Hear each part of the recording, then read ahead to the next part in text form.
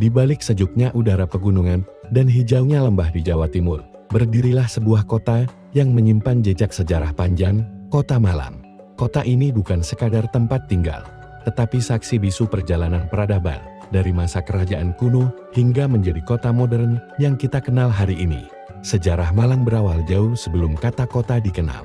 Pada abad ke-8 Masehi, wilayah Malang sudah menjadi bagian penting dari Kerajaan Kanjuruhan, salah satu kerajaan Hindu tertua di Jawa Timur. Bukti keberadaan kerajaan ini dapat kita temukan pada prasasti Binoyo yang bertarikh tahun 760 Masehi.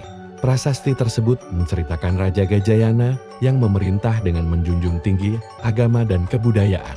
Wilayah Malang kala itu dikenal subur dan strategis, dikelilingi gunung-gunung seperti Gunung Arjuno, Semeru, dan Bromo.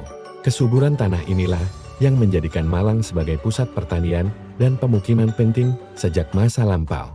Memasuki abad ke-13, Malang menjadi pusat kekuasaan Kerajaan Singhasari, salah satu kerajaan terbesar dalam sejarah Nusantara. Dari tanah inilah lahir raja legendaris Ken Arok, pendiri dinasti Rajasa.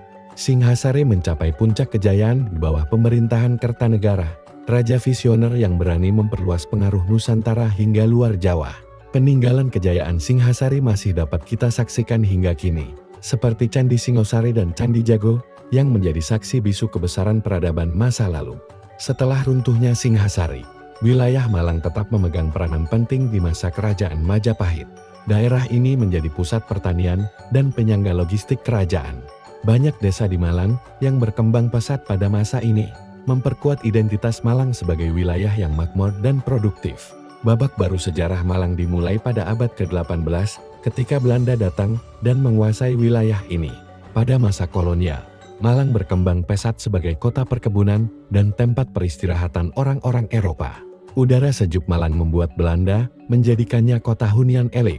Bangunan-bangunan bergaya kolonial mulai bermunculan seperti kawasan Ijen Boulevard, Balai Kota, dan rumah-rumah besar yang masih berdiri kokoh hingga hari ini. Pada tahun 1914, Malang resmi ditetapkan sebagai gemeente atau kota praja oleh pemerintah Hindia Belanda. Namun, Malang bukan hanya kota keindahan, melainkan juga kota perjuangan. Pada masa revolusi kemerdekaan, rakyat Malang menunjukkan keberanian luar biasa. Salah satu peristiwa penting adalah peristiwa 8 Maret tahun 1947, ketika para pejuang membumi hanguskan kota Malang agar tidak jatuh ke tangan Belanda. Semangat perlawanan ini menegaskan bahwa Malang adalah kota yang tidak mudah tunduk, kota yang berdiri tegak demi kemerdekaan bangsa. Setelah Indonesia merdeka, Malang berkembang menjadi kota pendidikan. Berdirinya universitas-universitas besar seperti Universitas Brawijaya, Universitas Negeri Malang, dan berbagai institusi pendidikan lainnya menjadikan Malang sebagai tujuan pelajar dari seluruh penjuru Indonesia. Tak hanya itu, Malang juga dikenal sebagai kota budaya dan olahraga, klub sepak bola. Arema FC menjadi simbol kebanggaan warga, sementara kesenian seperti tari topeng Malangan terus dijaga sebagai warisan budaya. Kini, Malang menjelma menjadi kota yang memadukan masa lalu dan masa depan.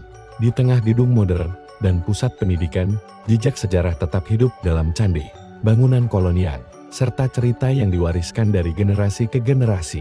Malang bukan hanya tentang tempat, tetapi tentang perjalanan panjang sebuah peradaban. Kota ini mengajarkan kita bahwa kemajuan tidak berarti melupakan sejarah, melainkan merawatnya sebagai identitas dan sumber kebanggaan. Dari prasasti kuno hingga kota pendidikan, dari kerajaan besar hingga semangat perjuangan, Kota Malang adalah kisah tentang keteguhan, keberagaman, dan harapan. Sebuah kota yang terus tumbuh tanpa pernah melupakan akarnya.